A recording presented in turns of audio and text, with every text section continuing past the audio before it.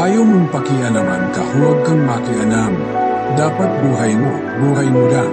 Huwag kang makialam sa buhay ng iba, lalo na kung wala ka naman ambag sa buhay nila.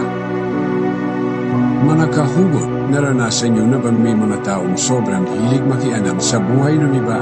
Yung tipong sariling buhay nila hindi pa maayos, pero mas busy pa sila sa pag-chismis at pag-criticize sa buhay ng ibang tao. Nakakairita, diba? Pero alam nyo ba, may simpleng solusyon dyan. Kung ayaw mong pakialaman ka, huwag ka rin makialam. Paano nga ba natin masisiguro na tayo hindi lumalampas sa boundary ng iba? Simple lang, mga kahugot. Dapat, focus lang tayo sa ating sariling buhay.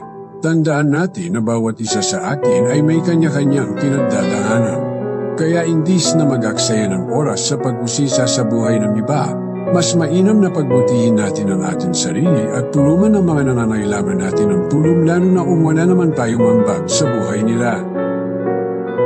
Mga kahugot, comment nyo kung taga saan kayo para malaman ko kung saan lugar nakarating ang video ko. Gusto kong malaman kung paano nyo hinahandle ang mga taong mahilig makialam sa buhay nyo.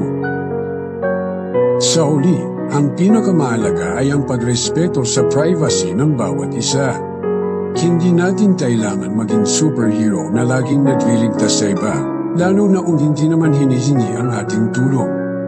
Respetuhin natin ang personal na espasyo at desisyon ng bawat isa. Kung tayong tutulong o magbibigay ng payo, siguraduhin natin na ito'y naaayon sa hinihingi ng sitwasyon at hindi dahil sa gusto lang natin makialam.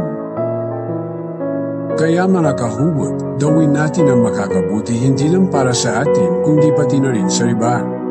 Live and let live at patuloy tayong maging mabuting impluwensya sa mundong ito. Kung ginagawa niya ang mga bagay na ito, tama, mahal ka niya.